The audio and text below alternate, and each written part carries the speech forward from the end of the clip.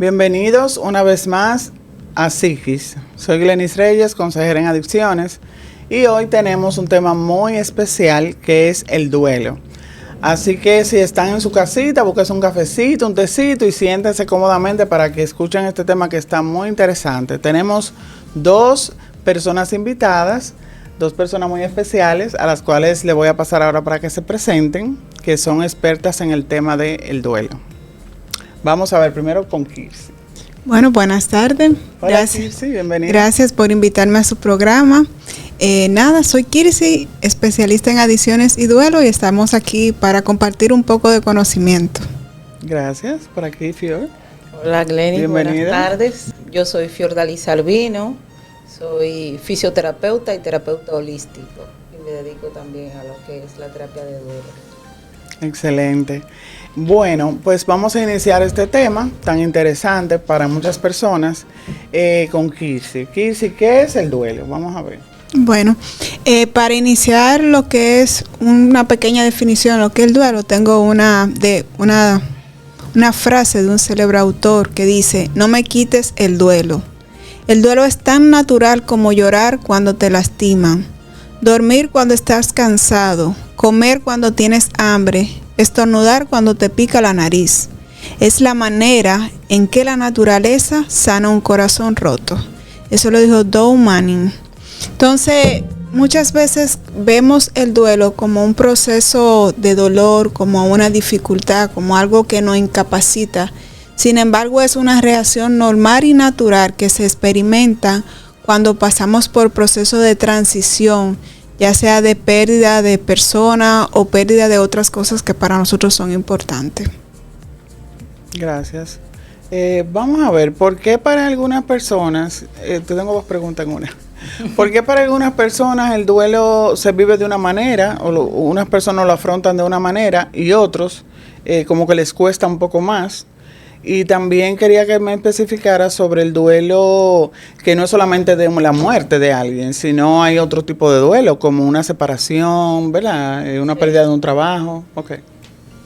Bueno, la forma en que las personas afrontan el duelo va a depender de diferentes factores, va a depender de su personalidad, del entorno social en que se desenvuelven, de su estado mental y emocional en el momento de la pérdida, y todo eso influye, porque si la persona está en un ambiente donde no se le autoriza, no se le permite duelar, no se le permite sentir, expresar emociones, entonces la persona no va a poder expresarse con libertad y darle libertad al trabajo de ese duelo, porque el duelo es un trabajo, hay que trabajar el duelo. Hay que ponerse en contacto con ese dolor. Y cuando nosotros hablamos de dolor y de duelo, me gusta siempre resaltar algo que decía Kirsi en la frase que leyó ahorita. Es que no nos estamos refiriendo al duelo como algo, como masoquismo, como hay mucho sufrimiento. Como hay que sufrir. Como que, que me gusta el dolor. Sino es aprender a ver el duelo como parte de la vida. Es como las emociones, que nosotros nos gusta siempre estar en alegría, pero la otra cara de la alegría, ¿cuál es? Entonces así es la vida, el duelo es algo natural, al igual que nacer, crecer. El duelo, siempre estamos duelando, y lo vamos a ver en la segunda pregunta de los tipos de duelos. Siempre estamos duelando, o sea, hay diferentes tipos de pérdida, como mencionaba Glenis. Cuando hablamos de duelos y de pérdida, no solamente nos referimos a la muerte de un ser querido o la muerte de una mascota, sino que nos referimos a las diferentes pérdidas de la vida.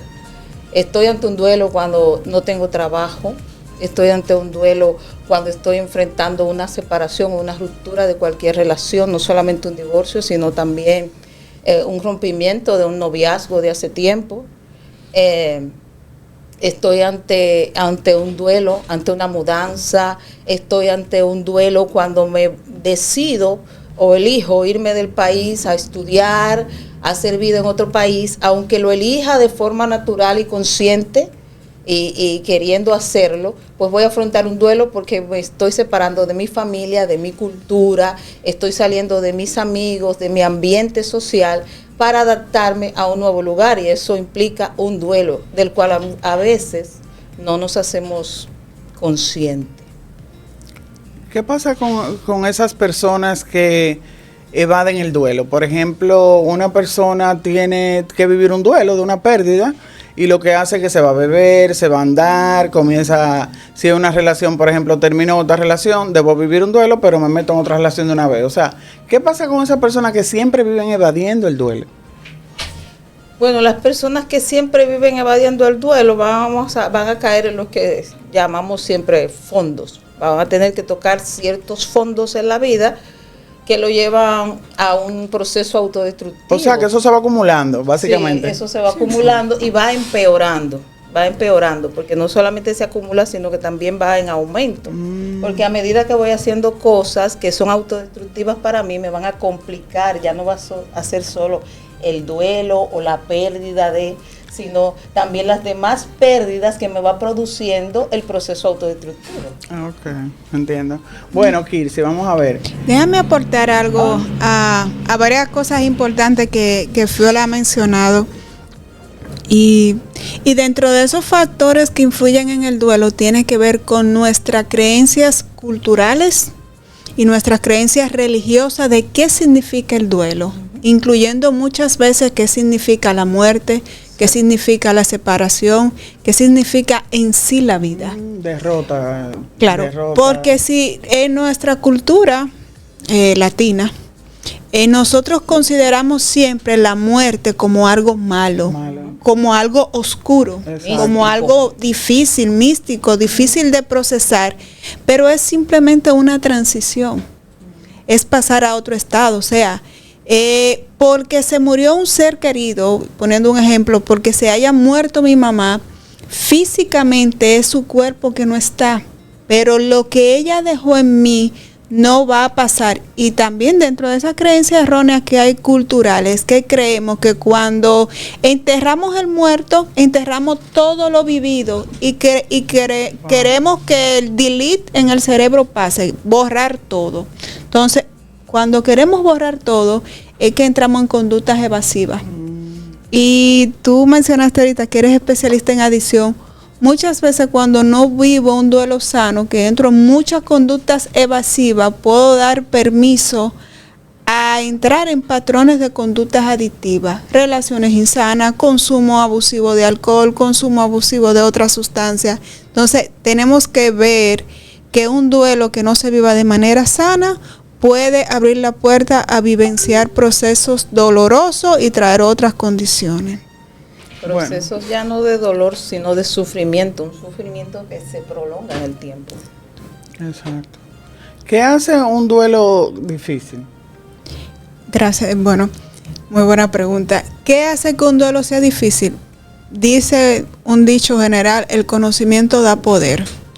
El no saber vivenciar un proceso de manera natural, el desconocer qué va a pasar en esa muerte, qué hace que el proceso sea difícil también, los sentimientos o resentimientos que tenga agregada a esa situación. Sí. Se murió mi mamá, pero yo estaba dolida con ella, o no le pedí perdón, o no entiendo bajo las condiciones que falleció, o no le pude ofrecer las cosas que pude ofrecerla. Esas son situaciones que complican. O no acepto si es porque mi mamá estaba enferma o adquirió una enfermedad, no acepto la enfermedad, o estoy resentida con Dios o con mi poder superior porque no acepto que mi mamá se vea en esa condición, creo que ella no lo merece, que no es bueno para ella, y todo eso complica. También la posibilidad o no de vivenciar el duelo. Y pongo un ejemplo sencillo. Culturalmente no hay que llorar tanto. Pues en el proceso de duelo hay que darse el permiso de llorar. O claro, tú tienes que ser fuerte, o tú tienes que ser valiente cuando es un momento donde tú no te sientes preparada para ser fuerte. Entonces, muchas situaciones externas, también las situaciones familiares, dicen que cuando llega un proceso de dolor, las necesidades o problemáticas que estaban como ocultas se ponen a flor de piel. Entonces, si hay un proceso, por poner un ejemplo tonto, de divorcio, ante el duelo puede ser que estalle. Entonces, puede ser que la pérdida traiga otras secuelas secundarias y complican los procesos. O trastoque algunas cosas que no han sido procesadas. Porque, por ejemplo, si estoy en un proceso de divorcio, ya estoy en un dolor y tengo una pérdida, entonces ese va a sumar. Exactamente. No, imagínate tú poniendo un ejemplo ahí mismo con el divorcio. El divorcio en sí mismo es un duelo, es una pérdida. Pero ese divorcio trae consigo posiblemente cambio de casa, posiblemente cambio de estatus económico, posiblemente cambio de escuela de los hijos, posiblemente todas las expectativas que yo tenía con mi relación, todos los sueños, mueren con el divorcio.